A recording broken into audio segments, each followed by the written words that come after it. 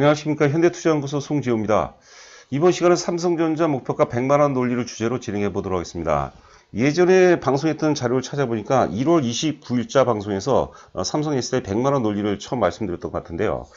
아울러서 1월 15일자 삼성 SDI 긴급 보고서 내용도 참고하시면 투자하시는데 상당히 도움이 되지 않을까 생각됩니다. 자, 세 가지 정도로 요약을 해봤습니다.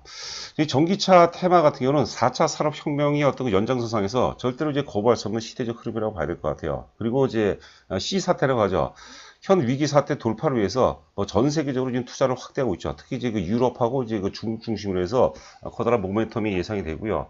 1분기, 2분기 같은 경우는 좀 고전했다고 하지만 하반기, 3분기 이후서부터는 나름대로 의미 있는 어떤 그 이슈들이 많이 등장을 하지 않을까 생각됩니다.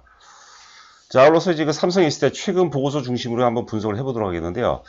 저희 회원분들도 그렇고 이제 LG화학하고 이제 많이 비교하는 것 같아요. 우리가 한 세 가지 정도 요약해서 말씀드리면 LG화학 같은 경우는 일단 그 2차 전지, 자동차용 2차 전지 분야가 전체 매출에 차지하는 비중이 한 30%대 초반밖에 안 됩니다. 반면에 이제 그 삼성 SDI 같은 경우는 80%가 넘죠. 그런 이유도 있고. 조금 우리가 좀 투박하게 말씀드린다면 LG화학이 사람 나이로 따지면 한 50대에서 자리는 잡았죠. 50대에서 60대로 넘어가는 그런 과정이라면 삼성 SDI 같은 경우는 이제 20대에서 30대로 넘어가는 삼성 SDI는 그동안 한 10여 년 동안 그 자동차용 2차 전지죠. 중대형 2차 전지에 계속해서 투자만 했거든요. 그게 이제 디스카운트 요인 중에 하나였는데요. 계속 적자였어요. 그런데 드디어 이제 2020년 올해서부터 이제 그 실적이 흑자로 전환되는 이제 원년이다. 그리고 이제 짧게는 3년, 길게는 한 5년 정도 이런 흑자 구조가 이어진다면 주가 역시 턴어라운드 시점에서 주가가 제일 많이 오른 거죠. 주가가 제일 많이 오를 때는 사실 계속해서 적자에서 흑자 전환으로 이제 전환이 되면서 이제 3년에서 5년 정도 계속해서 이어질 때 영업이익 증가율이 대략적으로 50% 이상 3년 혹은 5년 이어지면 주가가 아무리 그 무거운 대형주도 1000% 이상도 이제 가능하다고 이제 봐야 될 것 같아요. 그게 또 삼성 SDI 100만원 논리의 근거가 아닌가 생각이 됩니다. 지금 이제 기술력 차원에서 지금 당장은 이제 그 LG화학이 좀 더 앞선다고 봐야 되겠는데 특히 이제 그 차세대 이제 배터리죠. 전고체 배터리에서 삼성전자가 세계 최초로 전고체 배터리 이제 그 개발했기 때문에 그런 부분도 주가의 상당 부분 반영할 가능성이 높지 않을까 이렇게 생각이 됩니다. 자, 그래서 물론 이제 그 LG화학이 배터리 부분을 이제 그 배터리 부분을 분사를 한다면 또 얘기가 좀 틀어지는데 분사를 안 한다면 사실 그 삼성 SDI 쪽으로 우리가 교체하는 것이 바람직하지 않을까 생각이 됩니다. 그리고 2차 전지 중소형주 여러 종목이 있는데요. 우리 방송을 계속 들으신 분은 아시겠지만 단연코 에코프로 BM이 낮다고 보고요. 첨보 같은 경우도 이제 오늘 역사 고점을 이제 돌파하는 모습인데 하여튼 그 두 종목 한번 비교를 해보도록 하겠습니다. 체험 VIP 관련해서는 지금 이제 사실 그 수익을 내는 장세인데요. 그 대체적으로 이제 개인 투자자들 특히 이제 그 초보 투자들 보면 종목이 좀 많이 중구난방인 것 같아요. 종목 수도 너무 많습니다. 그래서 가입하시면 저희가 종목도 1차적으로 5종목 혹은 3종목 정도로 압축을 해드리고요. 우선순위별로 결정을 해드린 거죠. 자세한 내용은 이제 그 방송 끝부분에 있으니까 참고하시기 바랍니다. 요것도 제가 이제 1월 달에 한번 소개를 해드렸던 책이죠. 글로벌 그린 뉴딜이라고 제레미 리프킨인데 제가 평상시에도 좋아했던 분이에요. 노동의 종말이라든가 엔트로피도 굉장히 제가 읽어보진 않았어요. 노동의 종말은 읽어봤는데요. 한계비용 제로사회 이것도 한번 굉장히 읽어볼 만한 책입니다. 여하튼간에 산업화 이후 현재까지 1도 상승하면 기후변화의 한계 1.5도 상승하고 현재까지 산업화 이후에 지금까지 1도 상승하고 기후변화의 한계가 1.5도가 도달하게 되면 대재앙이 몰려온다고 보고요. 10년 안에 온난화 가스를 반드시 대재앙을 피하기 위해서는 45%를 줄여야 된다. 그런 내용입니다. 이 연장선, 우리가 전기차를 글로벌 그린 뉴딜 이런 정책의 어떤 그 연장선상에서 해석을 해볼 필요가 있다고 보는 거죠. 그러니까 당위성이죠. 이 내연기관차는 이제 상당 부분 이제 경쟁력이 도태가 된다고 봐야 될 것 같아요. 이것도 이제 오늘 나온 이제 기사인데요. 올해 이제 100만 대, 유럽 시장이 이제 그 100만 대 성장을 했다고 그러는데 한번 간략하게 한번 읽어보도록 하겠습니다. C 사태 관련해서 사실 위기를 돌파하기 위해서 전기차 쪽에 이제 특화를 해서 많은 투자가 이루어진다고 하는 내용이죠. 일자리 창출 및 경기 유발 효과가 큰 자동차 산업에서 탈출을 찾고 있는 주요국은 친환경 육성에 초점을 맞추고 있다. 특히 유럽의 경우 파격적인 전기차 지원안을 담은 그린 뉴딜안을 추진하고 있다. 이런 얘기고 부양책이 나와 있죠. 200억 유로 27조 원 2년간 신설하고 전기차 증산에 최대 600억 유로 81조 원을 지원하고 이런 것들이죠. 면세들 해당이 되고요. 그린 뉴딜안이 올해 하반기 시행된다는 가정하에, 그러니까 이제 상당 부분 이슈거리는 이제 하반기에 있고, 지금은 미래가치 이제 선반영 과정이라고 볼 것 같아요. 그래서 유럽의 어떤 그 전기차 판매량이 올해 100만 대를 넘어설 것으로 이제 추정하고 있다. 이거는 이제 유진투자증권 얘기입니다. 자, 그러면 이제 왜 100만 원을 가냐? 100만 원 가면 지금 가격대에서 이제 한 200% 정도 올라오면 이제 100만 원 돌파한다고 봐야 되겠죠. 과거 사례, 하여튼 메커니즘은 다 동일합니다. 종소고공을 막론하고 시세의 어떤 메커니즘은 다 동일하죠. 물론 이제 주도주만 이제 바뀐다고 봐야 될 것 같아요.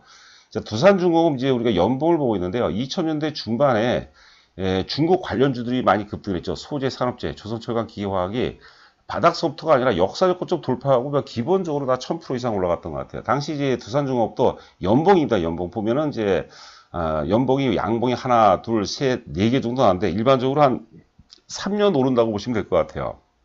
그래서 삼성 SDI 같은 경우도 이제 역사적 고점 돌파했죠. 1년 올랐고 뭐 내년 2021년, 2022년까지는 물론 이제 중간중간에 시련이 있겠지만 잘 견뎌내면 2022년까지는 상승 파동이 진행이 되고 최소한 제가 보기엔 최소한이라고 봐야 되는데 최소한 100만 원은 뭐 충분히 넘었을 수 있지 않을까 싶습니다.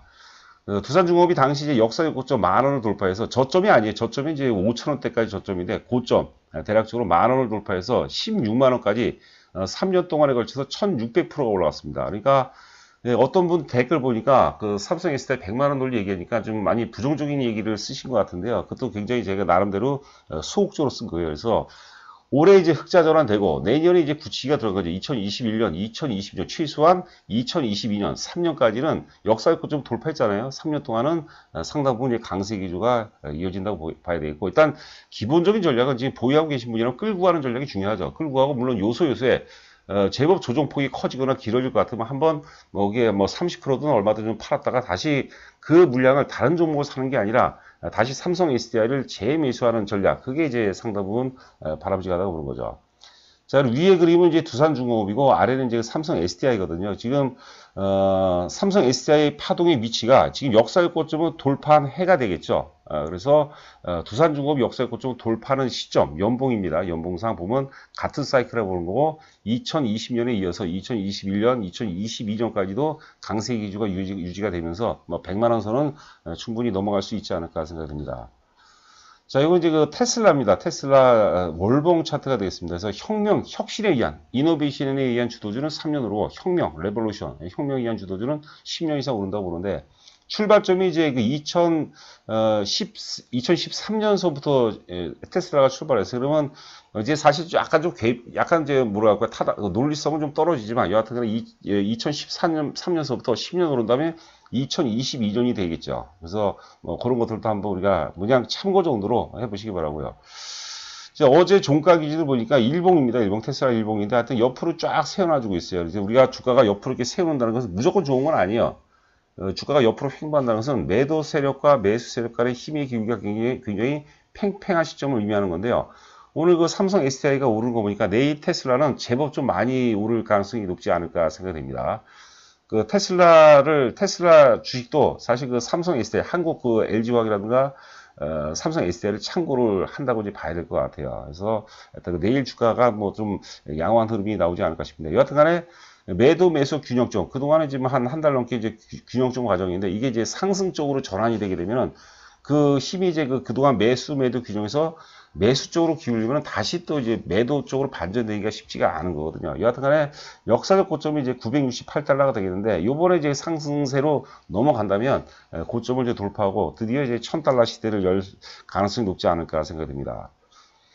자, 글로벌 전기차 배터리 점유율을 한번 살펴보도록 하죠. LG화학이 1분기죠. 2020년 1분기인데 1분기 때 이제 드디어 이제 파나소닉을 제끼고 이제 27%로 세계 2위를 기록했습니다. 파나소닉이 2위, 25.7%. 그다음에 중국의 CATL이죠. 17.4%고 삼성 SDI가 이제 6%, 4위 선전한 겁니다. 그런데 제가 보기에는 LG화학이 여기서 점유율을 더 높이는 것보다는 삼성 SDI가 점유율을 늘려나갈 확률이 훨씬 더 크지 않겠느냐.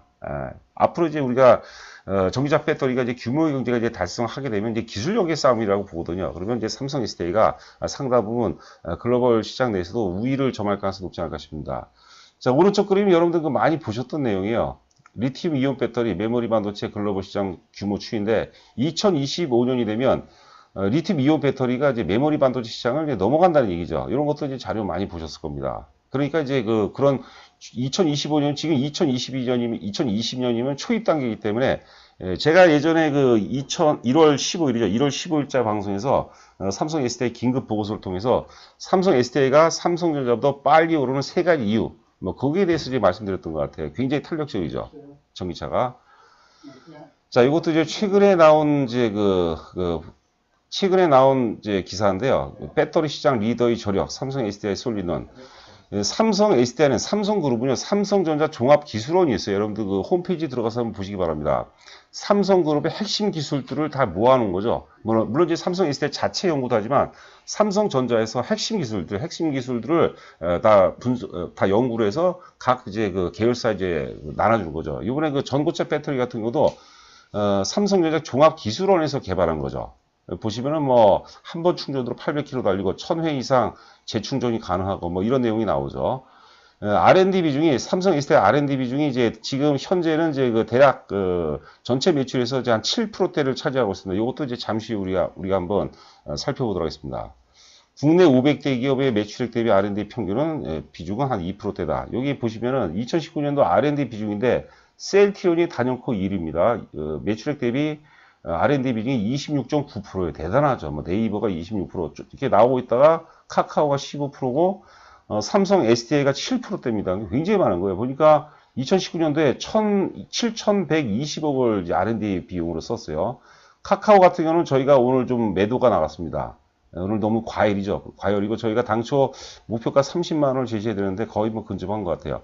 여기 보면 LG화학 같은 경우가 이제 그 R&D 비중이 4%대입니다. 4%대. 그래서 연구비를 보니까 뭐 1조 1000억이니까 SDI하고 큰 차이가 안 나는 것 같아요. 이런 것들도 우리가 좀 삼성 SDI가 LG화학보다 나은 뭐 하나의 어떤 조그만 뭐 자그마한 거 이게 전체는 아니겠지만 그런 이유가 될 수 있지 않나 싶습니다. 자, 삼성 SDI 그 일봉 차트인데 지금 따라사기가 좀 애매한 것 같아요. 좀 조정이 한번 탁 눌림목이 제대로 주어지면은 사실 좀 사보겠는데 우리가 흔히들 오르는 주식 보면은 기다리는 조정 오지 않는다 그런 얘기들 많이 하거든요. 뭐 그런 상황이 아닌가 싶은데 좀 물린다 생각하면 당장 따라 사보면 좀 안 되겠죠. 하여튼 그 적정선에서 우리가 매수 관점을 접근해 볼 만하고요.